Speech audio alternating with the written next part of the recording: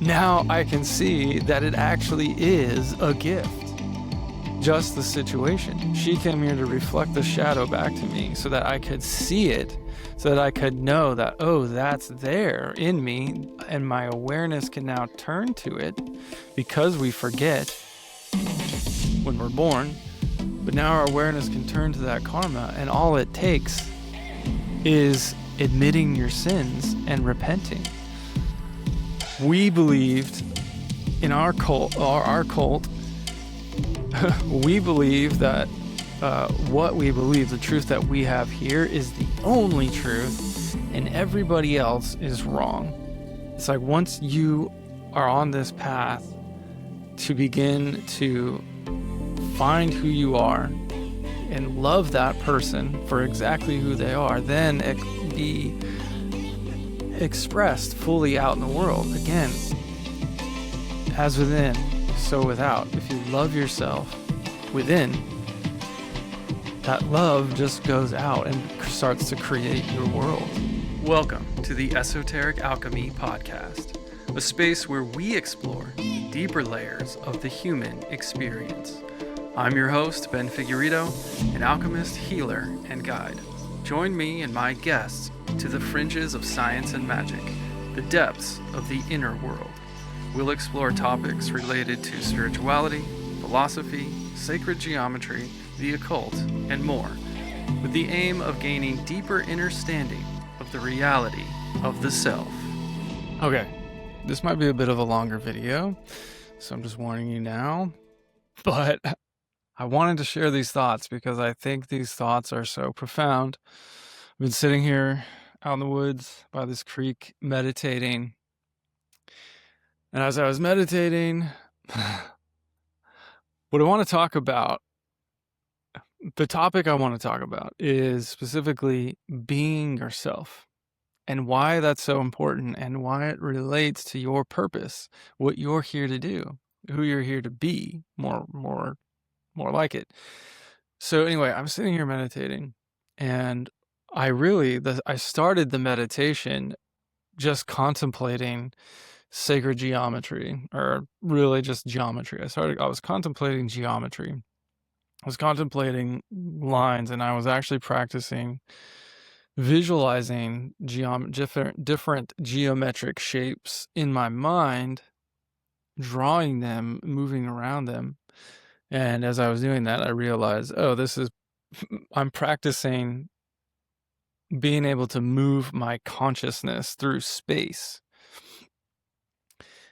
If that is weird, then it's only going to get weirder, trust me. And I'm really hesitant to go into and give you the details of of how I got to the topic I want to talk about, and a revelation that I don't know how much I'll share of it, but right now I'm noticing that hesitation to be weird, to express my truth, what I feel, what I believe right now, is essentially it's a ripple, a leftover, a remnant of what I just let go of. And if I don't push past it by sharing it and expressing it, then I'm going to have to come back to that lesson again. And I don't want to do that. I'm done with hiding myself. So in that hesitancy of not wanting to tell you the full meditation experience and thoughts, and where I kind of the breakthrough that I just had, because it's weird, because it's unusual, because other people might not understand. It's part of the fear of not being myself. I'm afraid, or was afraid, to be myself. And so me expressing my truth online with you, with anybody, is me being myself. And if I don't do that, I'm afraid. I'm realizing I'm still afraid to be myself, right? So anyway, as I was contemplating, I started contemplating, well, why am I so afraid of myself or being myself?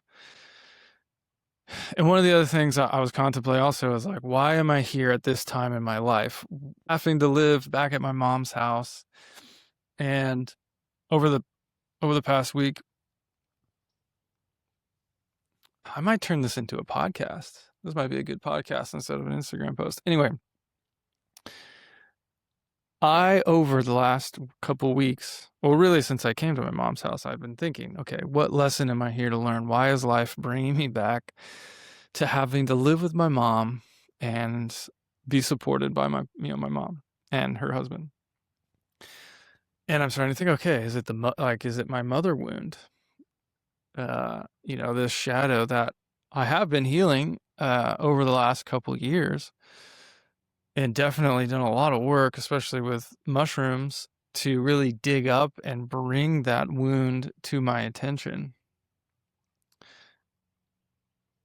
And I realized as I was meditating today that wound from my mother was actually really a wound. This is where it gets weird. It was a wound from a past life. It was a wound where I had been in a past life expressing being who I was basically killed and tortured for being who I am or who I was in that life. And I was what in my mind, would call a wizard. That was the answer that I got. I was a wizard. I was practicing magic. I was practicing occult, esoteric sciences like alchemy, sorcery, whatever it was. And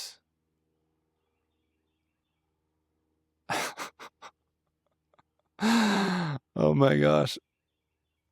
I'm thinking of this. I'm like, man, am I going through a mental breakdown and I'm making this up in my head? No. Okay. Just having the thought of like, am I going insane? Means I'm not going insane. So anyway, whatever that looks like, we have this fantastical idea of what like sorcery and magic and all that looks like, because it's been just so overdone in cinema that we have a particular image in our day and age. So when I talk about sorcery and magic and all that, it's not like Harry Potter casting spells and making things float. Although I do think levitation is a real thing that's possible. But anyway,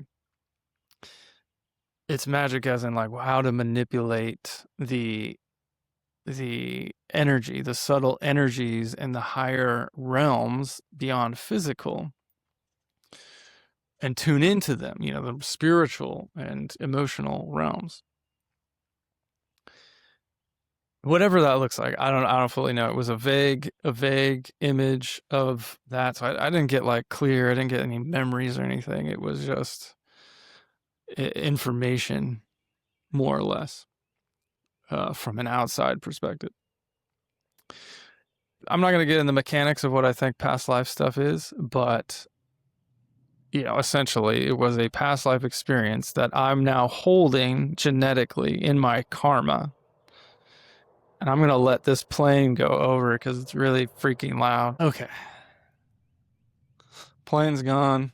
Check to make sure my audio was working. See, you can see why this might be a little, I might be a little hesitant to share this. Because it does seem fantastical, I mean, I do think, there's more to this world than we see every day, or than we allow ourselves to see. There's definitely something beyond the physical, right? And we can call it God, the spiritual, whatever you want to call it. I have my own ideas about it, and you have your own ideas about it, and that's cool, right? The great thing is that we can all have different ideas about it. And we don't have to argue and fight and shame other people for not seeing things the way that you see it. Because just because somebody sees something different doesn't mean what you see is wrong or invalid. I think that that's something that I learned, that it was part of my programming, especially coming up in Christianity, that we believed in our cult, we believe that what we believe, the truth that we have here, is the only truth, and everybody else is wrong. So fundamentally, that was how I viewed the world. And when I deconstructed out of the Christian faith and started realizing, okay, this is not, what I've been told. The world is much bigger than the picture I've been painted. And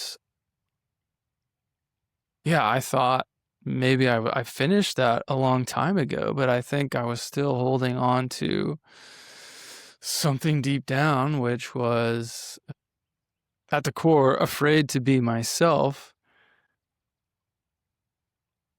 because I was afraid to be wrong, because I thought that that was, for me to be wrong meant that you were right, or that in order for me to be right, you had to be wrong. I don't know. It's kind of a weird thing to think about, but I think there's something there. And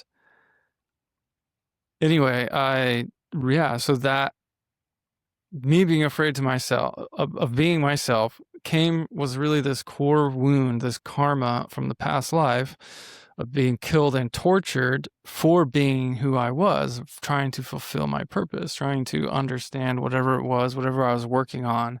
I don't know, what that looked like. But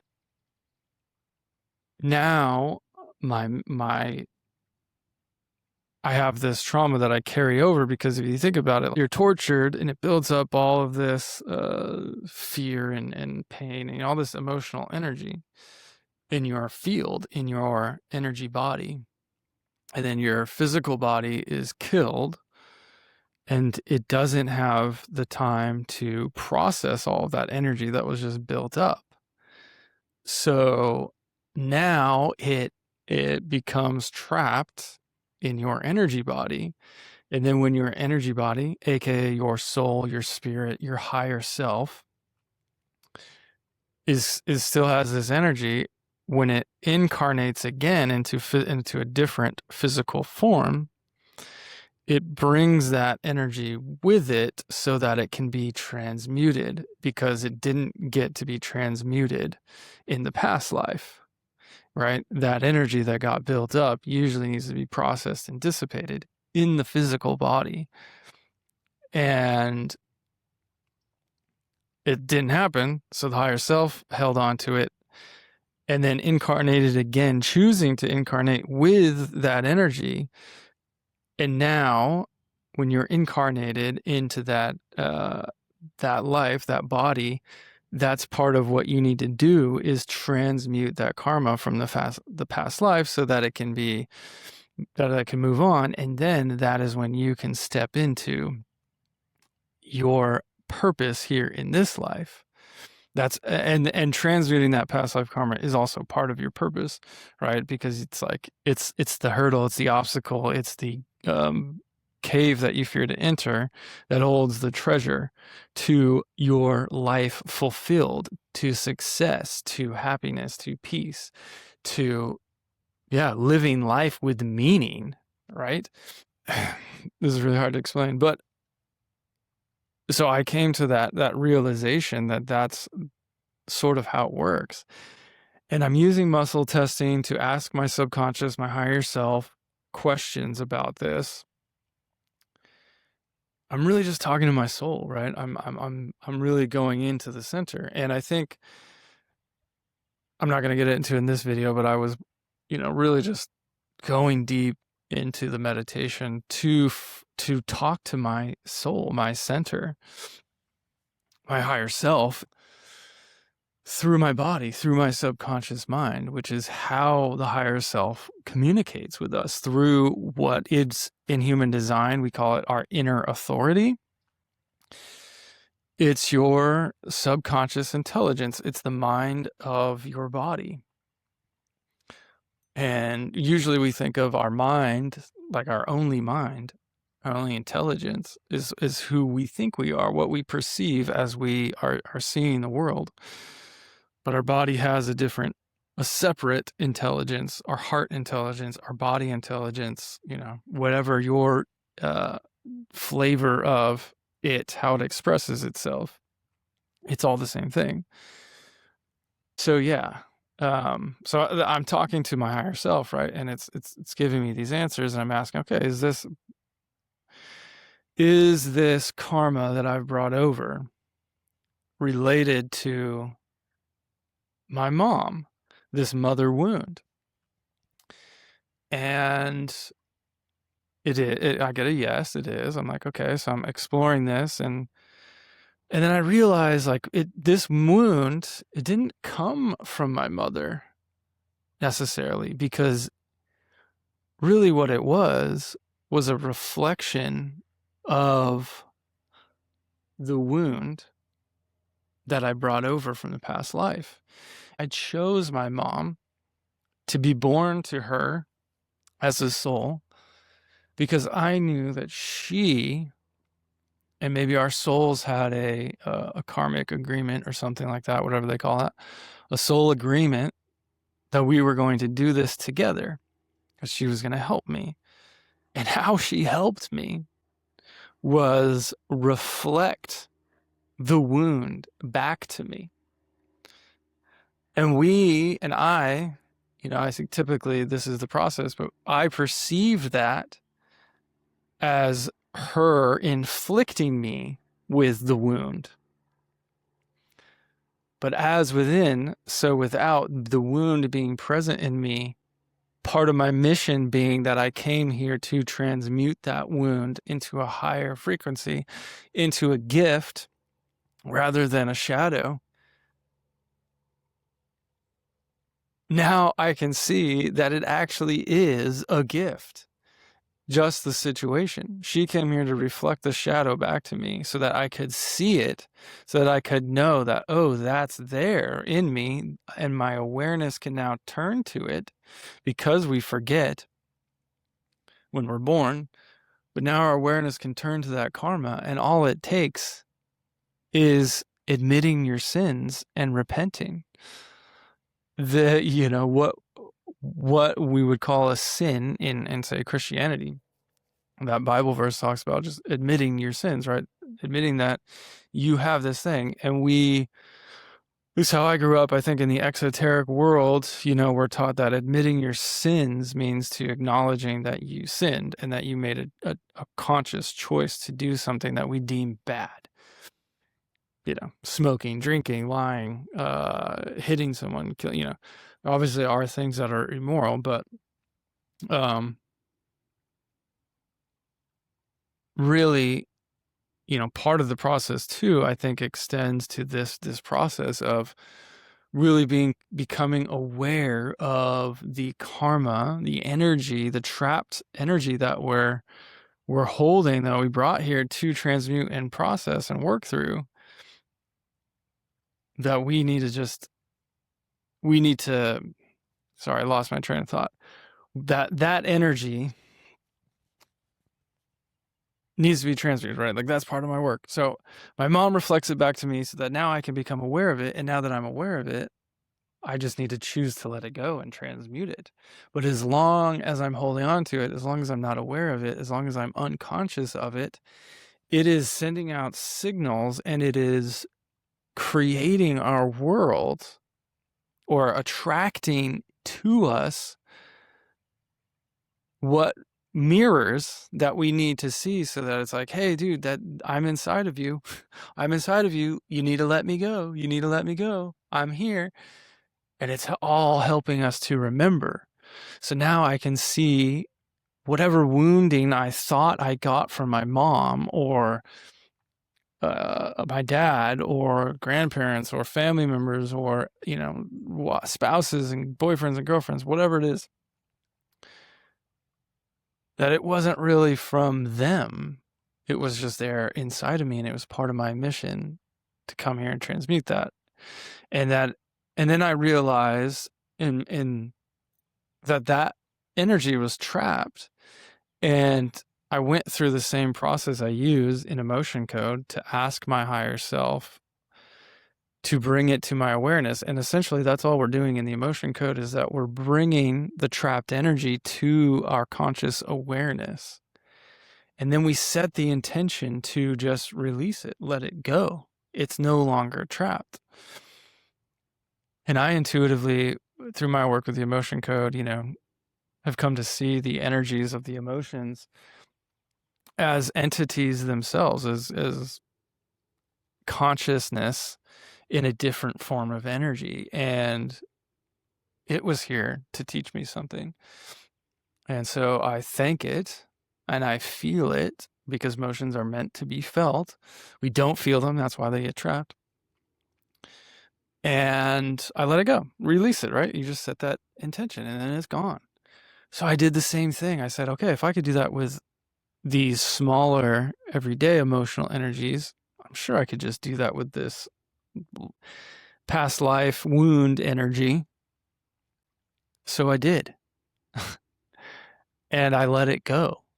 And now I'm making this video explaining this process that most people probably will think is crazy and that I'm out of my mind.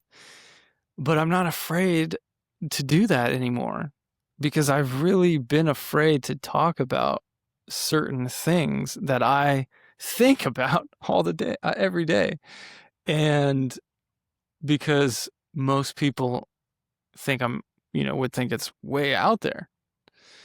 And I don't know, I guess I'm not afraid to do that anymore. Now I'm realizing, through like what I was saying at the beginning, if I'm afraid to be myself and expressing myself, then I'm essentially just, if I'm not being myself, then how can I fulfill my purpose? I guess is what I'm trying to get at. Because my purpose lies in just being myself. I came here for a very specific experience. Oh, and one of the things that I asked was that, am I meant to continue the work I was doing in that past life? And I got a yes. So whatever I was doing, I don't know. But I feel like I've also been set on the path, and I realize like a lot of the things that I've been learning and studying is my soul remembering things that I was working on and what I was working on. So it's like this knowledge, the training, knowing how to do different things, learning emotion code, energy healing, learning about sacred geometry, learning biogeometry and how to work with subtle energy, and be able to transmute toxic energy that is being expressed out in the world, what that looks like and how that translates to the inner world, and learning human design and what that looks like, and really being able to understand the energy body and the DNA and the genetics of how all this stuff works. All of that is tied into what I was working on, what I was whatever that looks like on the inner level. And I don't know how long ago this past life was. I don't know the detail. I don't know any details. And maybe I'll just talk about it a little bit. So I don't think that necessarily past lives are like linear, I guess is the best way to say it. I think that all of the lives are happening at the same time, everywhere, all at once, right? Just like that movie. And these are different nodal points, because time isn't really a thing. Every moment in time exists as a point in space that we're just traveling to. And experiencing that via consciousness. So when I say it's like, oh, this is my past life, the ego likes to hang on to that. So what I would call the ego or the not self, it's really this. Well, no, it's not the not self. Well, it is the not self in the sense that uh, it wants to live forever because it feels like it's real, but it's not. It is real, but at the same time, it's not, because it's real only, but only in this limited capacity. But its truth is that it is infinite, just not what it thinks it is, if that makes sense.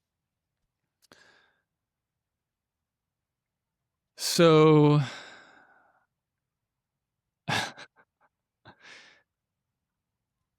I hope that makes sense. It's a hard concept to explain. Okay, so where was I?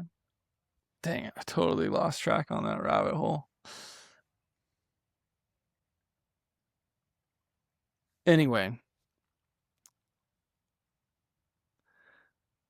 look at this. My next podcast episode is coming out right here. So yeah, I mean, I guess, I don't know. Once I released it, okay, so let's go back to releasing that karma. So I released it,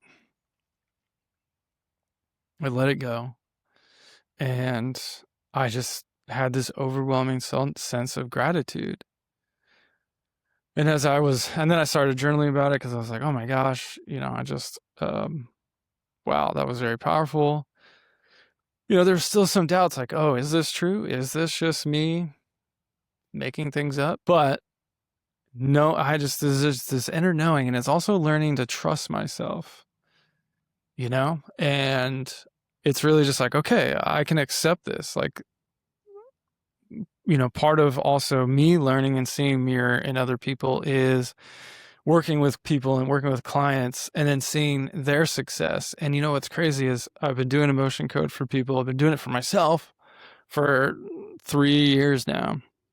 And I've seen it work. I've seen it help other people. But part of me was afraid to allow myself to accept it, that it could work for me too, at least to an extent like this, to where I actually see a change in my life, like a big change. And I have seen change. I've seen a lot of change. And maybe that's just me being short-sighted, not being able to see myself and how far I've come, and not allowing myself to be proud of myself for how far I've come and how far I've grown, just in my own awareness of myself, my inner world, and what the work I need to do is so that I can step into my purpose. So maybe there's a little bit of that. It's like, okay, actually give myself some credit. Like, I actually did a lot of hard work that most people aren't willing to do and too afraid to do. They're too afraid. We're also afraid. It was terrifying to look into your own shadows, to like actually go in and do the work to clean it up, admit that shadow is there within you. But I'm telling you, when you do, you really find the gift hidden in the shadow, just like Richard Rudd says in the Gene Keys. And yeah, I guess, part of what I wanted to say with this, when I thought it was just going to be an Instagram video, is we got to be ourselves. Like, so I'm seeing as I'm here that I can't, as long as I'm afraid to be myself, I'm never going to be myself, not fully. Maybe I'll get close when I'm alone and no one else is around, right? Because there's nothing to be afraid of. There's no one to see and be vulnerable with, except for yourself. So I still think we all probably, to some extent, hide from ourselves because we're afraid of who we are, right? So I'm realizing, like, really accepting yourself, not being afraid to be yourself when other people are around, or, could possibly reject you, make fun of you, kill you, torture you, you'll never step into fulfilling your purpose, right? Living your life. Because in a sense, you're not being yourself. You're making yourself smaller, or you're homogenizing yourself to please other people or make sure that they're okay. And I know that this is also part of having an open solar plexus, right? It's the not self way of avoiding and avoiding confrontation and avoiding truth. But I think there is, a little bit of that in everybody to some extent. So maybe not everybody deals with this, but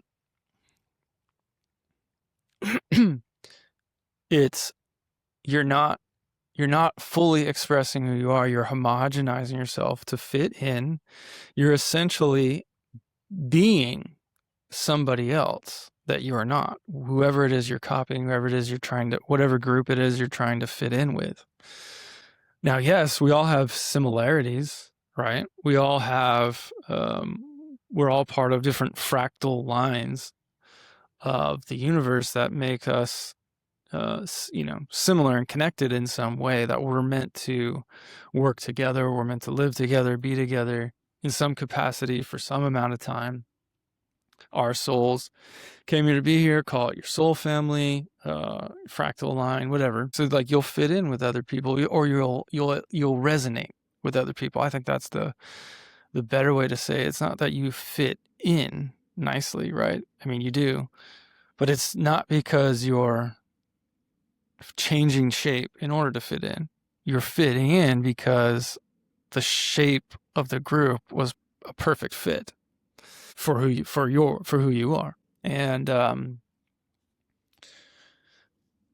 so you'll never find your people because they won't know who to look for. They won't know what you look like, or they're looking for you, but they're not seeing you because you're conforming to something else, to hide, or to be accepted, to not get kicked out, to not be made fun of, to not be killed and tortured. Really, over these past couple of weeks, I've just been really contemplating, having the downtime to really force the time to actually meditate, the time to think and contemplate has been really beneficial to bring up a lot of stuff. And so anyway, this process of clearing out the emotion or the past life trauma, I mean, it was so simple and so easy. And I realized that through talking to my higher self, I don't know if I said this already, but it doesn't, I was wondering like, oh, well, if just clearing it out that easy, if I'm here to transmute it, do I need to experience it? Does it like cheapen the work if I don't have to experience it throughout my life? And the answer was no. The answer was really, the mission is here to remember that we have it and just process it and let it go. And if we're able to become aware of it easily without it needing to express out in the world, to bring mirrors into our life so that we can see it, right? Because the purpose of the challenges on the outside, the purpose of the trauma and all that stuff, it's really just to show us what's already existing within us. And so if their purpose is just for us to be able to see, if we can see it without that showing us, then that work's already done and that experience isn't needed, right? That hard suffering experience isn't needed, at least for this past life stuff, because it's like we've already experienced it. So maybe for different trapped energy, trapped emotions, in some capacity, we need to experience it. But I don't know. That's something worth contemplating. Just because I think on some level, actually having experiences is important to learn. But maybe it's like once the emotional energy is trapped, so you go through a experience, you have that emotional energy, maybe as long as you get rid of that, it's really just for trapped emotions. It's like, okay, I already went through the experience for that. I'm just releasing the leftover energy from it. Maybe that's it. That makes more sense to me. Anyhow, yeah, this turned into a way longer rant than I thought, but this is cool. I'm really loving exploring these ideas. Let me know what you guys think. I know you can leave comments on Spotify. I don't know about Apple, but if you're watching this on YouTube, leave a comment. Have you had any of this experience? I'm really going to be exploring it more. I think it's going to become part of my work with coaching, guiding through human design because, this was what, well, I'll just say this. Part of what I realized a lot of stuff that ties into human design and that's connected to this shadow work and really how to find and release those traumas that are holding us back, that are limiting us from moving forward so we can take the steps to activate our purpose, our genius. So yeah, I guess summary, what I wanted to say was the thoughts that we explore, just to summarize it, we can carry past life trauma over to this life. Our soul incarnates with it. It is wound, it is shadow energy, negative, wounding karmic energy that we came here, part of our mission, to transmute it and let it go. It does not have to necessarily be an experience in our life that shows us that it's there, although that is one of the ways that it can manifest. If we can become aware of it by contemplating it, by seeing things in our past that where the experience has showed up to mirror us that wound, then we don't need any more experiences to continue to show us. It's just trying to show us that's there until we can let it go. All it takes is awareness of it, to be aware, admit it, and have it be forgiven, and let go and out of your life. The purpose, the reason that we do this, is to unlock our higher being, who we are, who we came here to be. The real purpose, the real thing that we came here to do, right? The transmuting of the karma, the hard part, was only the beginning. It's the activation. It's the stepping into it. Now, once we move past that and we step into our genius, our higher being, and I think it's also a process, right? It's not necessarily just we're living into it. It's a gradual thing, step by step. And we step into that purpose. Now we can create and help the world and help whatever and serve whatever way we're meant to serve, And that's when we can get our signature, our type signature of projectors, success generators, satisfaction manifestors, peace and reflectors, surprise. So if we take all those themes, those are like the themes of how humanity is supposed to be, what state we're supposed to be living in. We should be satisfied. We should feel successful. We should be at peace and be surprised every day about what life is bringing us in a good way, right? Not in a dreadful way, not in a, oh no, what has life brought me today? Another challenge. No, we're here to be surprised and just live and be our full selves, express who we are.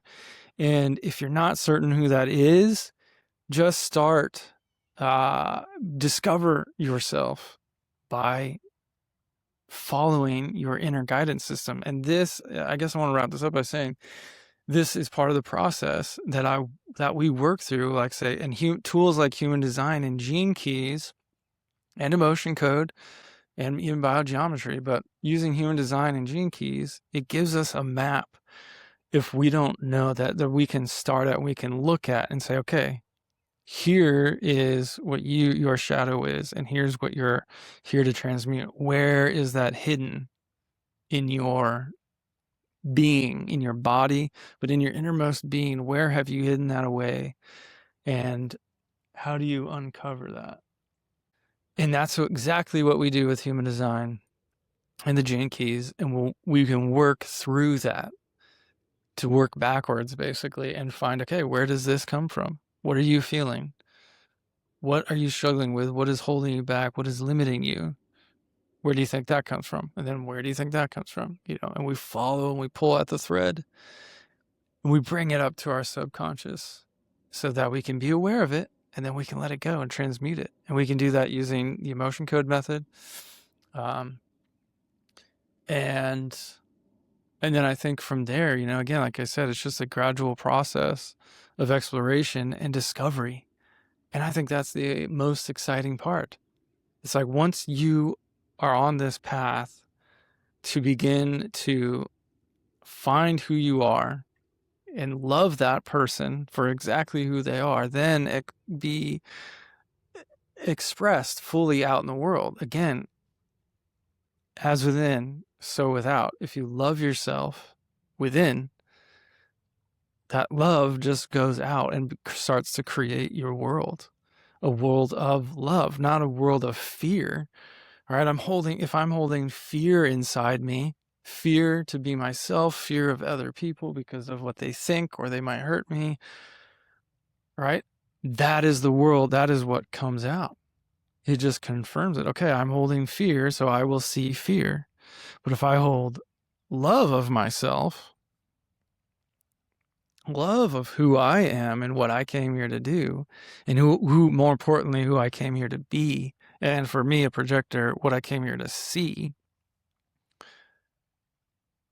now that love that I continually put in here is now projected onto the outside. So I see love. I see love from the people for loving me for who I am. That's who I'm attracting into my life. I see abundance, that I get to be free to be myself, to express who I am, to follow the things that fascinate me, because that is what is leading me step by step to my purpose, even though I don't know exactly what that is. It's just one step at a time. Okay, this one. Okay, that one. Okay, this one. Here I am. And then I look back from my past experience and go, holy shit, look how far I've come. Look what I've done. Look what I did. Look at my purpose. There it is. So anyway, thanks for listening. If you made it this far, I hope that was, understandable and helpful. And I hope that, you stick around. Let me know if you have any questions. Again, happy to answer it. I would love to get more interaction from audience members. If you're listening to this and you enjoyed it and you want to talk more, if you want to hear more ramblings like this, if you want to work with me, whatever I offer for one-on-one, right now it's emotion code and human design / gene key guidance, pretty much that. I'm offering those two things on a pay what you feel basis per session. So anytime you want to work with me, pay me whatever it is you feel like it's worth, whatever the value is for you. Or if you're limited by finances, that's totally fine too. Like, pay what you're able to pay without putting yourself in a position where you feel like, it's going to cause a problem for you.